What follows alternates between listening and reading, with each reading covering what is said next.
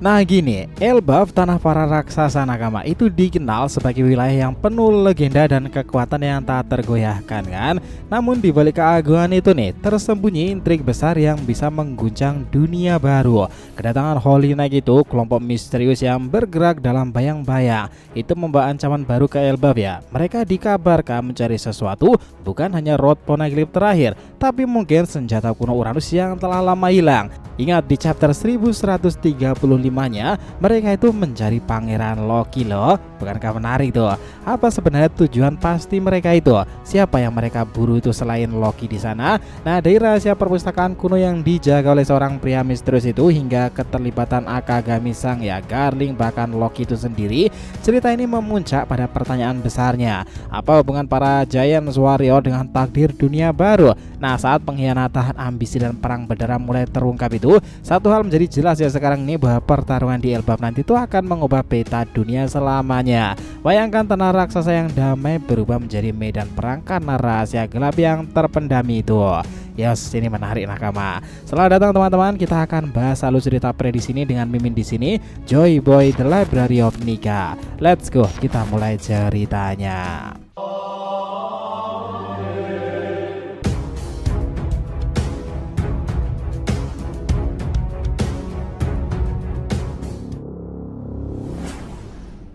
Namun sebelum langsung bahasan, jangan lupa untuk like video ini ya nakama, ya sebagai bentuk support kalian semuanya nih untuk channel ini kedepannya agar terus berkembang dan berpetualang bersama Nika Sang Joy Boy itu. Nah jika sudah, terima kasih banyak dan mari kita mulai petualangannya. Gini teman-teman, kita mulai dari yang sederhana aja ya. Apa sebenarnya tujuan Holy Knight di Elbaf itu? Mereka ini kalau dipikir-pikir ya, datang dengan gaya anehnya dan misi rahasia penuh dengan intrik besar kan. Mereka emang kayak dari organisasi tertentu.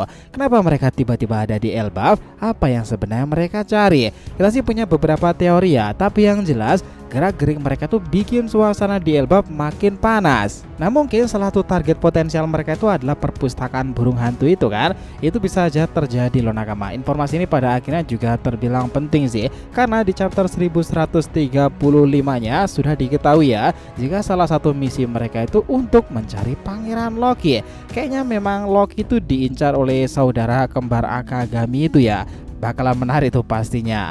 Terus di sini juga ada kemungkinan lain karena ada Nico Robin pula. Kita tahu dia adalah salah satu karakter paling dicari di seluruh ceritanya. Gak cuman karena pengetahuannya soal pembacaan Poneglyph itu dia bisa melakukannya, tapi juga mungkin karena dia itu kunci untuk mengungkapkan rahasia besar dunia itu. Bisa jadi ya Holy Knight ingin menjadikannya sebagai sebuah alat. Tapi tunggu nih, ada Loki di sana kan. Pangeran Elbaf yang anehnya memang punya bounty. Karena dia punya bounty itu padahal dia bukan bajak laut loh. Itu memang menjadi misteri besar, apalagi kalau mengingat hubungannya yang samar-samar dengan Akagami. Ini menjadi momen menarik lagi setelah Loki memang ditargetkan. Cuman untuk lebih jelasnya ya kita belum tahu sampai naskah cerita ini dibuat. Ngomong-ngomong soal Sang situ nakama, ada teori gila ya. Gimana kalau Sang sebenarnya adalah sosok villain tuh? Kalau dia tahu tentang warisan keluarga Vigarlandnya itu bisa jadi kan mengubah segala realitanya sendiri. Tapi ya sejauh ini kita nggak tahu apakah dia itu sadar atau enggak. Nah kalau Sang tahu, mungkin dia bakal bikin ulah dan berontak sama Holy Knight kan, atau bahkan ayahnya sendiri Vigarland Garle. Kita rasa kemungkinan itu cukup besar ya. Bayangkan jika konflik itu terjadi, wah itu bisa pecah loh keluarga Vigarland itu sendiri. Nah kalau bicara soal Holy Knight lebih lanjut lagi, mereka mungkin datang bukan cuma buat jalan-jalan santai aja di Elbaf tuh. Jelas ada spekulasi bahwa mereka mengincar salah satu hal penting, mungkin adalah Rod Poneglyph atau hal apapun di ruangan tersebut. Ingat kita masih belum tahu di mana Poneglyph terakhir itu ya. Apakah itu memang ada di Elbaf sendiri? Ya belum ada yang tahu. Tapi menariknya kemunculan mereka itu agak mirip nih dengan Gorosei. Cuman tanda segel Baphomet itu kayaknya mereka nggak ada yang agak sama dengan Gorosei Saturnus. Tanda-tanda tersebut ada perbedaan. Ini emang mirip banget dengan Wano, di mana Kozuki Sukiyaki itu tahu tentang rute tersembunyi menuju Poneglyph di sana ya. Itu gak menutup kemungkinan kan kalau ada jalur rahasia serupa di negeri raksasa Elbaf. Nah kalau Poneglyph itu beneran ada di Heaven Realm itu nih, Holy Knights mungkin mencoba ya mencurinya sebelum bajak laut lain tuh menemukannya. Ini bakal jadi momentum besar sih dalam ceritanya, karena akan memaksa semua pihak itu akan ikut terlibat pula dan berebut di sana. Kita juga penasaran sebenarnya siapa sih pertama kali yang menyebarkan informasi soal pria dengan tanda luka bakar itu. Yang kita tahu konon katanya tuh dia tuh malah tahu loh lokasi Poneglyph terakhir tuh di mana. Apakah informasi ini juga bisa dibilang nyata atau cuma pengalihan perhatian tuh? Nah, kalau dipikir-pikir ini mirip seperti sebuah teori konspirasi kan, kayak semacam hal-hal yang tabu atau rame di kalangan dunia baru sekarang. Cuman itu memang menjadi menarik karena Laffy itu mengatakan sendiri sosok itu memang ada tanda-tanda tersebut. Dia itu ketika menyeberangi lautan atau dengan kapal tersebut itu bisa menggerakkan ombak seperti sebuah pusaran itu, dan juga dengan kapal bajak laut hitam besar kan. Nah, apakah mereka akan memiliki tanda-tanda dan clue-nya di Elbaf nanti? Ya bisa aja kan. Teori soal kapal hitam besar yang dijaga oleh pusaran air itu bisa jadi Poneglyph terakhir ada di kapal tersebut. Ini semua cuma strategi untuk mengalihkan perhatian kita dari lokasi aslinya di Elbaf. Apakah bisa seperti itu? Ya mungkin aja nakama. Balik lagi ke cerita Elbaf ya. Ada kemungkinan besar memang bahwa mereka itu mendapati informasi dari seseorang di dalam tersebut. Ya bisa aja di Elbaf malah ada pengkhianat di antara para Giant Warrior kan. Siapa dia? Kita sih punya beberapa kandidatnya. Salah satu kandidatnya adalah Loki. Mungkin dia bekerja sama dengan Holy Knight untuk alasan yang belum kita ketahui. Meskipun di chapter ini 1135 mereka mencari Loki, atau mungkin dia cuma sebagai pion dalam permainan besar mereka. Itu menarik loh, melihat bagaimana Loki selalu memainkan peranan besar dan karakternya diambil dari dewa Loki yang terkenal cerdik, licik, dan manipulatif. Sisi kepribadiannya itu bisa aja dia memberikan plot twist menarik pula di sana kan. Kalau benar ada pengkhianat nakama, itu bakalan jadi plot twist yang sangatlah besar. Bayangkan para giant yang udah terkenal kuat dan setia ternyata punya kelemahan di dalam. Di sini sebelum lanjut kita mau ngebahas soal Jewel Tree Adam ya. Pohon ini seringkali disebutkan dalam ceritanya. Ada teori-teori banyak bahwa Uranus, salah satu senjata kuno itu ada di atasnya atau bahkan ada di bawahnya. Bayangkan sebuah elang raksasa duduk di atas pohon itu menjaga rahasia besar. Apakah seperti itu? Ya bisa aja kan. Hal-hal yang imajinatif bisa aja terjadi karena pohon itu tinggi sekali. Kita juga nggak tahu tuh di atasnya itu ada apa. Kalau elang itu punya telur kan, mungkin Holy Knight ingin mencuri telurnya untuk mengakses kekuatan Uranus. Ini mirip banget sih dengan cara Shirahoshi kala itu sang Poseidon sendiri ya, yang digunakan untuk mengendalikan Seking itu sendiri. Jadi kenapa nggak Uranus juga hidup kalau Poseidon dan Pluton juga hidup di sana kan? Masuk akal kalau Uranus juga begitu. Mungkin dia adalah makhluk mitos yang bersembunyi di Elbaf, dan mungkin semua itu bisa terjadi kan? Bisa aja nakama, segala selalu memungkinkan terjadi. Ingat pula ya bahwa Roger dulu itu kapalnya Oro Jackson seperti membawa sebuah telur besar kan? Apakah itu ada cikal bakal Uranus? Itulah yang menariknya nakama, dan mungkin sekarang informasi-informasi sekecil itu akan mendapati titik temunya. Ada teori pula bahwa Loki sendiri adalah target Holy Knight kan. Mungkin mereka mengincar kekuatan buah iblisnya. Jika dia punya sesuatu, tapi sejauh ini ya kita belum tahu apakah dia itu pengguna buah iblis tipe sangat spesial. Kalau Loki memang dijadikan sebagai target ya, jelas ini akan memicu kemarahan para raksasa lainnya. Mereka itu nggak akan tinggal diam kalau pangeran mereka itu akan diserang kan, apalagi oleh level Holy Knight itu.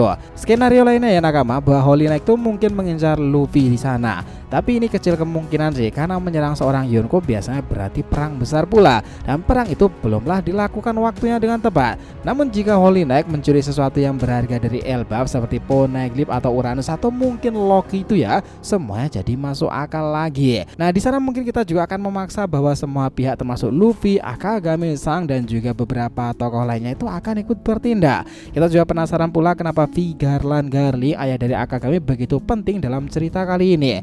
Apakah dia punya informasi yang bisa mengubah arah cerita? Ya kita rasa mungkin aja bisa tuh teman-teman. Garly mungkin tahu sesuatu yang nggak kita ketahui ya. Dia menggunakan dua orang tersebut untuk menjalankan rencananya. Ini seperti sebuah permainan catur di mana dia itu adalah pemain utamanya kan. Jujur kalau bicara soal Garling nakama, kita juga menyebutkan bahwa Uta. Kala itu ingat nggak Uta? dia adalah anak angkat dari Akagami Sangka dan juga punya hubungan dengan keluarga Vigarla. Kalau iya, ini akan menambah lapisan dramatis dalam ceritanya nanti. Hubungan antara Shanks, Uta, Garling bisa menjadi kunci memahami apa yang sebenarnya terjadi di balik layar sendiri. Apakah mereka saling mendukung atau malah saling bertentangan? Oke, kembali lagi ke Holy Knights. Jika mereka benar-benar berhasil mencuri informasi penting seperti Road Poneglyph terakhir itu atau catatannya ya, ini akan menjadi mengubah permainan sendiri. Semua pihak akan terpaksa berfokus pada mereka pada akhirnya, termasuk dengan Yonko lain. Blackbeard sendiri yang pasti juga nggak akan tinggal diam kan. Persaingan untuk menjadi raja bajak laut kian semakin ketat lagi. Kita ingat bahwa Luffy dan juga para krunya itu mungkin harus pergi ke Holy Land untuk merebut kembali Poneglyph sendiri. Ini akan menjadi salah satu momen paling dramatis epic dalam ceritanya jika terjadi. Tapi tunggu, siapa sebenarnya di Elbaf yang membantu Holy Knight itu? Apakah dia seorang giant sendiri atau mungkin karakter lain yang kita nggak duga? Nah, di sana kemunculan sosok yang mirip dengan Akagami Shanks itu ya, dia memang bersama dengan seorang wanita. Tapi harusnya kerjasama itu nggak akan bisa berlangsung dengan mulus tanpa ada raksasa yang terlibat. Cuman di chapter 1135 ini, rekan orang yang mirip dengan Akagami itu telah menjatuhkan raksasa itu dengan mudah loh dengan kekuatannya. Bahwa itu emang luar biasa dan menambah teka-teki sendiri. Kita juga bertanya-tanya sebelumnya apakah ada koneksi antara Holy Knight dan juga kisah di Egate sendiri ya. Ingat mereka menggunakan lingkaran pemanggil untuk mendatangkan para tetua yang kita sebutkan sebagai Segel Baphomet itu tadi kan. Kalau pola yang sama terjadi di Elbaf nakama, berarti ada seseorang yang mempersiapkan tempat itu untuk Holy Knight kan. Siapa dia? Ya mungkin Im Sama akan terlibat jikalau orang-orang di keluarga Vigarla itu kekuatannya dari Im Sama ya. Tapi jika tidak atau mereka itu setara kekuatannya, mereka bisa melakukannya sendiri karena di sana itu Segelnya ada perbedaan memang. Satu teori menarik bahwa Elbaf sebenarnya punya hubungan rahasia dengan Holy Land itu mungkin ada kesepakatan atau sejarah kelam di antara mereka di masa lalu ya. Jika itu benar, konflik antara Luffy dan Holy Land akan menjadi semakin personal lagi. Nah, dunia Elbaf yang selama ini dianggap suci ternyata menyimpan rahasia gelap nih. Yang jelas bahwa yang terjadi ini akan menjadi salah satu arc paling ikonik dalam ceritanya nakama. Kalian sepakat tentang itu? Jadi kalau mau disimpulkan lebih sederhana ya teman-teman secara gambaran umum, di tengah gemuruh pertempuran dan intrik yang terjadi nanti, Elbaf memang tidak akan menjadi saksi dari konspirasi terbesar dunia sendiri. Akan lebih dari itu, juga panggung utama bagi perubahan besar yang mengguncang seluruh peradaban. Holy Knights dengan tipu musdahnya berhasil mengguncang kestabilan Elbaf pada nantinya. Namun jejak mereka harusnya tidak berlalu tanpa perlawanan. Dari pengkhianatan yang mengiris hati hingga pertarungan mematikan yang menguji batas kekuatan mereka, semuanya bisa saja terjadi di sana kan. Apalagi jika sudah melibatkan sosok Loki. Para pahlawan penjahat, para pemain bayang menunjukkan bahwa setiap langkah dan keputusan mereka akan berdampak besar di pulau tersebut. Luffy dan juga para sosok-sosok lain akan ikut terlibat jika sesuatu yang penting di Elbaf itu dicuri nantinya ya. Road Poneglyph terakhir dan juga orang-orang penting harusnya akan dimunculkan di Elbaf. Nah, karena Elbaf ini menjadi simbol perlawanan, harapan, namun juga pengingat nakama bahwa tidak ada kemenangan tanpa pengorbanan dan Elbaf negerinya tercipta dengan hal tersebut dan juga peperangan besar. Nah, kalian sepakat dengan semua hipotesa ini? Jadi terima kasih banyak ya telah menonton cerita ini sampai akhir. Jika kalian punya pendapat, langsung aja komentar di bawah nih dan kita akan usahakan respon, oke? Sampai jumpa di video selanjutnya nakama, dan Joy Boy Sang Nika telah kembali ke peradaban One Piece.